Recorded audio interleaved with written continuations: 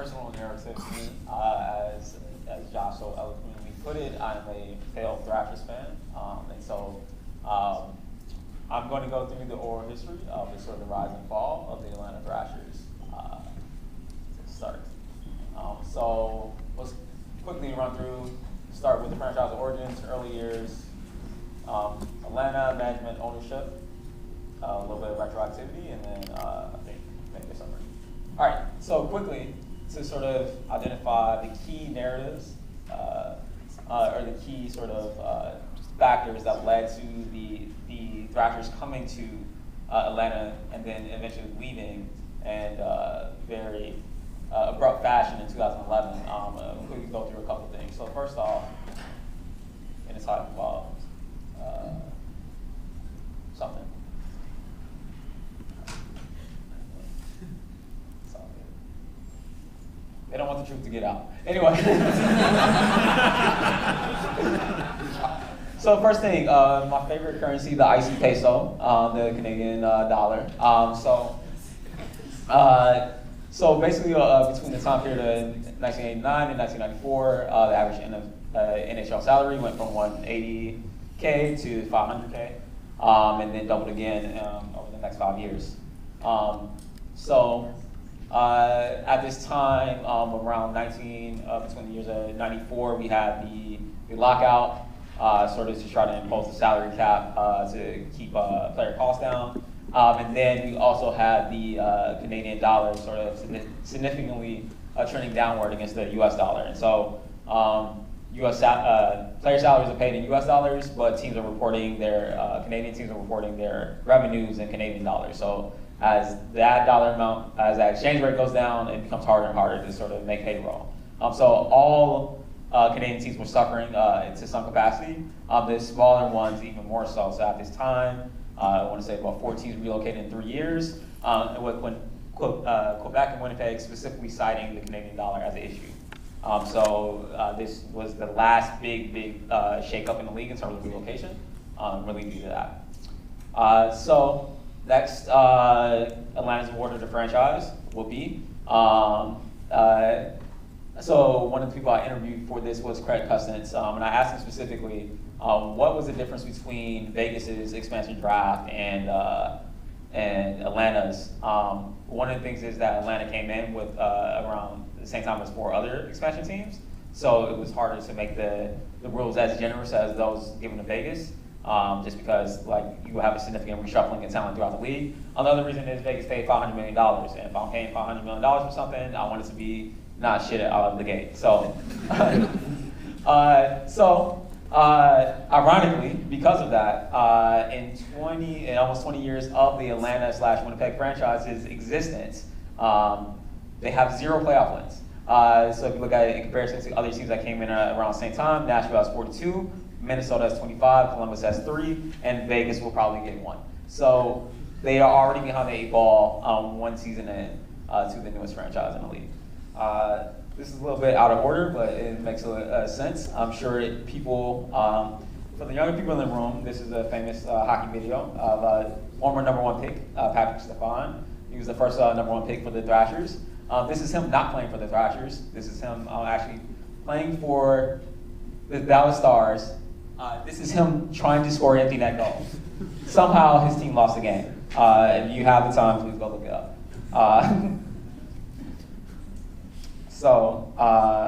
Patrick Stefan was the Thrashers' first #1 pick and a forewarning of things to come. So one of the key things that he's one of the biggest draft busts of all time. One of the key reasons why is because he was perpetually injured. He played about an average of 69 games per season in his Thrashers tenure. The other part is just that he was not good. So he never topped 41 points in any professional league around the world. All of them, sucked at all of them. And had a career high of 40 points in 2003 and 2004. 40 points for a #1 pick is not great. So slides a bit out of order, that's fine. Anyways, these slides are out of order, but it's cool, we'll go through it. So one of the key things is when the Thrashers were initially purchased, they were purchased by Ted Turner, Turner Broadcasting fame, Atlanta-born billionaire. Basically, money was no object. So one of the stories I heard from Ben Wright, who was the social media head for the Thrashers, basically the marketing team had a budget. It was basically like use it or lose it every year. And so what they did was they basically bought these 2 big Hawks replicas, like these big bird replicas that would spit fire over the goal mouth every time the Thrashers scored a goal. And like they literally had a $500,000 budget just for the gas that came out of the Hawk, because basically they had no other use for the money. So they just came up with this. And so money was no object under the Turner group. Not quite the same under the next group. Next piece, Don Waddell. As I said, these slides are out of order, but we'll go through it. Don Waddell was the GM for the entire length of the Thrashers franchise. Anyone who follows Nashville is not surprised that Dave Boyle has also been in charge of that team for quite some time. Don Waddell is not Dave Boyle. So one of the things Patrick Stephon was his first move, but there's many others that we can talk about. Another key inflection point in the franchise is the Danny Heatley accident. So up until this point, the Thrashers has sort of got by with the typical expansion team starter kit of older players that nobody wanted and younger guys who had proven themselves. After a couple of top 3 picks, they had Ilya Kovalchuk in the mix, and also Danny Heatley. Danny Heatley was one of the top young stars in the league. I think he finished 9th in scoring the year before. So in comparison to the rest of the league, looked at it under 25 scoring. The Thrashers were 3rd in the league in terms of players under the age of 25 in terms of point scoring. After the accident with Dan Snyder, they traded Danny Heatley to the Ottawa Senators for Marion Hossa and some other pieces. They never finished above 15th in that metric again for the entire length of the franchise. So they were building around youth and young forwards and scoring, but basically this accident sort of shifted that narrative and really adjusted the trajectory. Another key thing, so Kari Lehtinen went number 2, the number 2 draft pick. This was the era, like I said, for the youngest in the room. There was a time and place where goalies actually went in the first round, and not only in the first round, in like the first 3 picks. So you had Ricky Pietro go number 1 in 2000. You had Kari Lehtinen go number 2, and then Marc-Andre Fleury go number 1, I want to say 2003. That obviously doesn't happen now today. So in the process of acquiring Kari Lehtinen, Don Waddell passed on some pretty good forwards and defensemen. Brian Whitney, John Pickenen, a couple other key ones. So here we go. All right, so Kari Lehtinen was actually a lot better even than I personally remember in terms of his play in Atlanta. Obviously now with the Dallas Stars, playing with the Dallas Stars always is a nightmare for a goalie's reputation. Sorry, Carolyn. But yeah, Kari Lehtinen was actually a relatively above average to mediocre goalie at the time. But as I said, passed on a lot of good talent. Alexander Simon is probably one of the key ones. But even the goalies that were passed over, Cam Ward and Josh Harding, who put up better career stats, it's just a pure sense of asset misallocation. This was the start of the beginning of a run. As I said, they were trying to build around youth, Kovalchuk and Heatley. This started a run of just really bad draft picks. So Kari Lehtinen was the first one. There was Boris Vlapic. Boris Vlapic went 10th overall, 2004. I actually forgot that because he only played 80 games in the NHL. The next 10 skaters that went after him played an average of 360 games in the NHL and put up an average of 158 career points. So, that happens. You have one bad draft pick, so be it. The world goes on. Then the next year, Alex Barrett was drafted 16th overall, 2005. I forgot about this as well because Alex Barrett actually never played the NHL. So that's 2 years in a row. You basically have 0 return on your draft picks. The average 10 players after him played 292 games in the NHL and scored an average of 133 points. Might have been useful at some point in time, but who knows. Next after that, so Greg Colborn was the number 4 pick, I want to say in 2004 or whatever the year before the lockout was. Traded straight up for Alexei Zhitnik, who was playing with Philadelphia at the time. Braden had not yet made the NHL, wasn't quite known whether he was going to actually deliver on his potential. But what I can tell you is that Alexei Zydnik did not bring any market increase. So career points after the trade, Alexei Zydnik played the rest of the season after the trade and then one more season after that, and then promptly retired with 22 points in those 83 games. Brandon Colborne is still playing with 196 points in 798 games. Go Tampa. There you go. So maybe not the best trade. And then the next one was Keith Tkachuk. So Atlanta was sort of feeling pressure. Don Waddell was feeling pressure, sort of turn the team into a playoff team. Decided to go all in and trade for, I want to say, a 34-year-old Keith Tkachuk at the time. Big name brand, not a great player.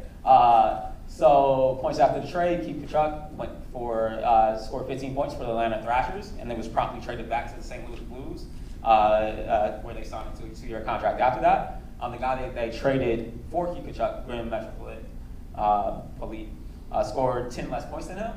But the real kicker was the draft picks that were given up. So they gave up a first rounder, second rounder, a first rounder and a third rounder that year, and then a second rounder the year after. Not only this is excess value that they gave on top of the return that they should have gotten for Keith Tkachuk. By my numbers, they cost themselves about 12% playoff the probability of making playoffs over the next 4 years, just from the future asset value of these picks. So once again, not great. Sort of going back to that Heatley trade. One of the key components. So the Thrashers did make the playoffs in 2006. That was sort of the high point of the franchise, as we'll see here. This is where they maxed out their ELO rating in terms of like the career accomplishments or the franchise accomplishments. So they made the playoffs. Were competitive in the first 2 games, and then specifically, as Ben Wright told me, there was a lot of excitement. They were right there. They were going back to New York. They played a back-to-back game in New York, games 3 and 4.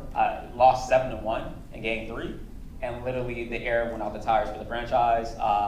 And according to several people I talked to, Craig Cousins, Harrison Mooney, Ben Wright, like that game 3 was basically the beginning of the end for the franchise.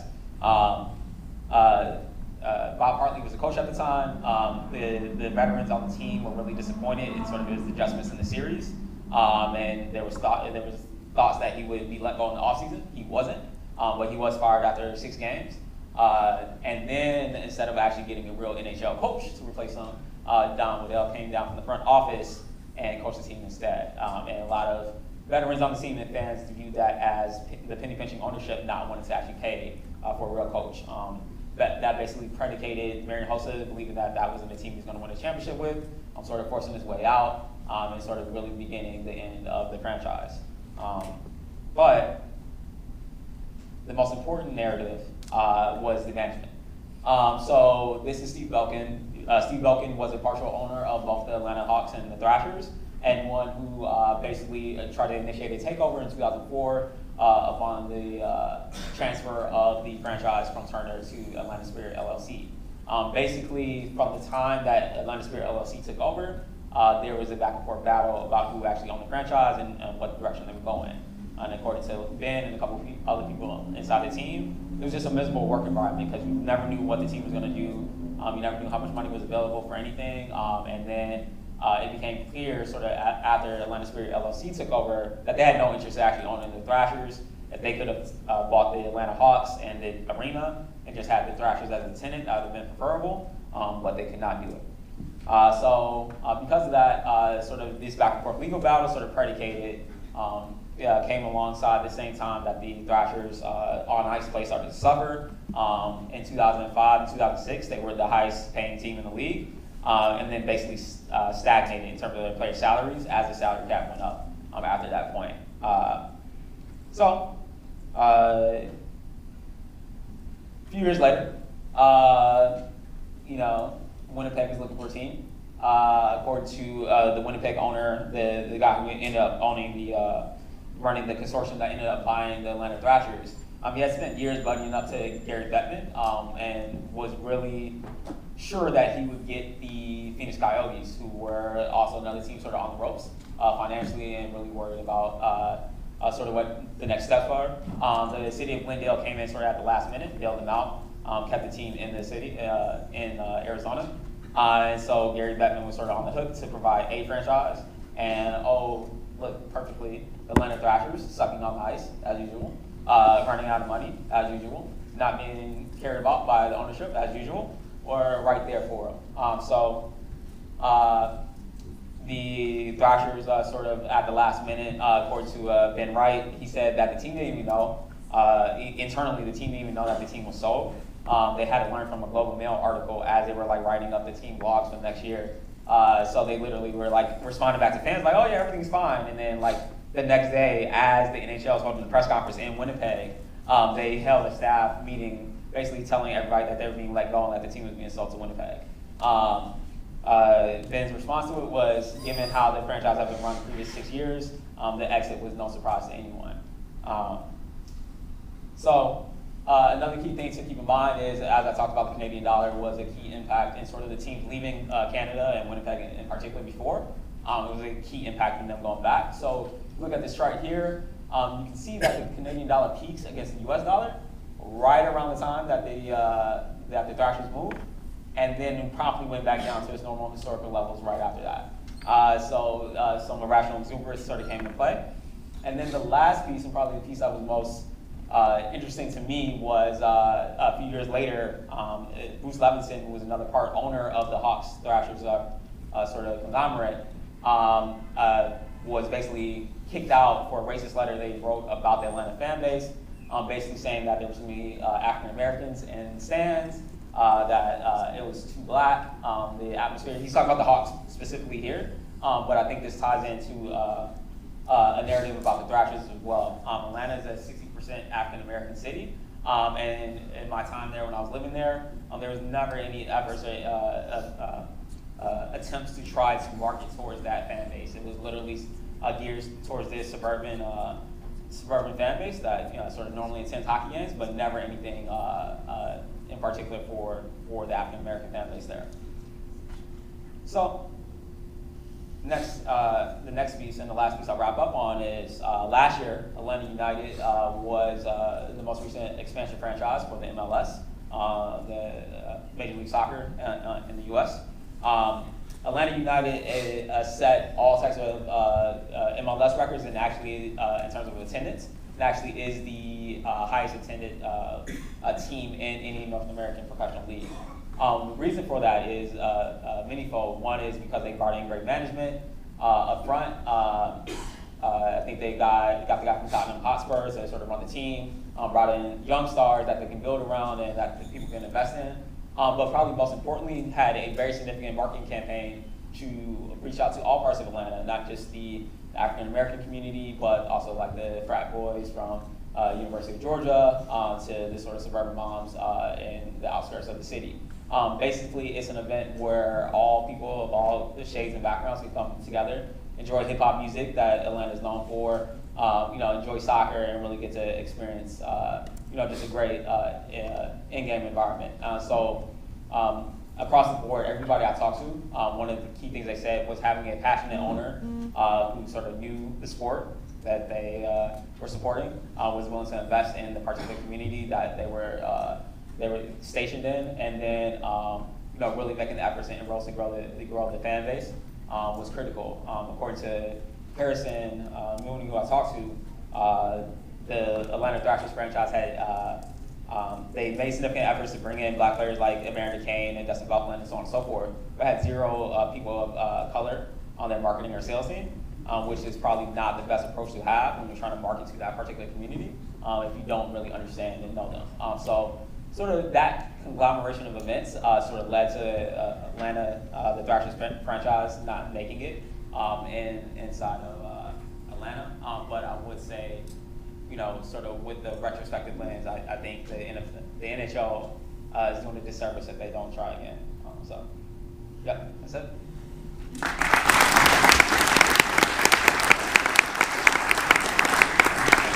Same thing, we'll take a couple questions, use your mic to ask them. So I actually lived in Atlanta around the same time as well, so that was really interesting for one thing. But did you happen to look at fan support and whether or not that correlated tightly to the team's lack of success in terms of being bad versus embarrassing? Also, as an aside, going to the Stars worked out fine for Belfort.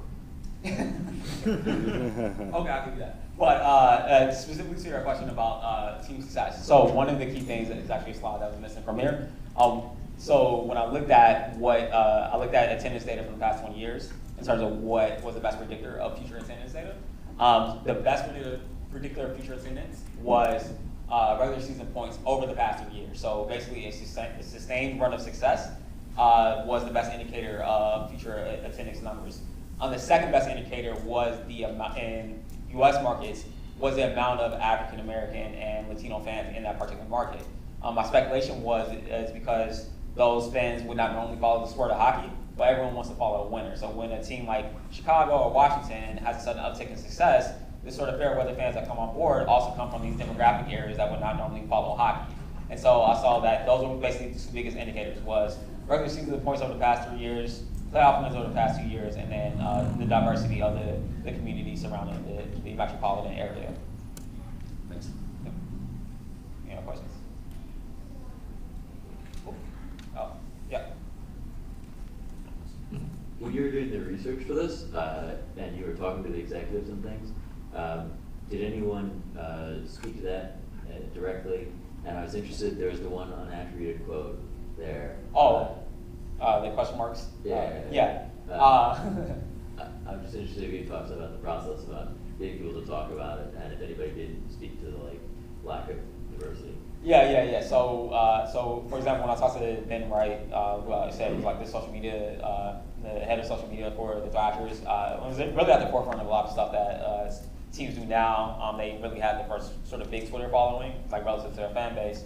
At the time, they were really big into Facebook and all that stuff. And I asked him specifically about that. He was like, even if they brought the Thrashers back to the franchise, back to Atlanta, he's like, I would have no idea how to actually market to that particular demographic, because it was not something we ever talked about. It's not something we ever prioritized. And if you look at most NHL arenas and broadcast now, I don't think anybody in the league has really figured out. I think Philadelphia and Washington are probably at the forefront, reaching out sort of across cultural barriers. But for the most part, it's not something that anybody's figured out. And that was something that they specifically, everybody I talked to specifically cited as a shortcoming, especially in relation to like the 2008 All-Star Game, which was hosted in Atlanta. When I talked to Craig Custance, he's like, inside of the arena, oh yeah, it's just like a normal All-Star game. 2 blocks away from the arena, nobody gave a shit, because there was nothing there in comparison to a city like Raleigh that hosted it a few years prior, and the whole city was sort of involved with the entire thing. So it was just never part of the marketing strategy for the team.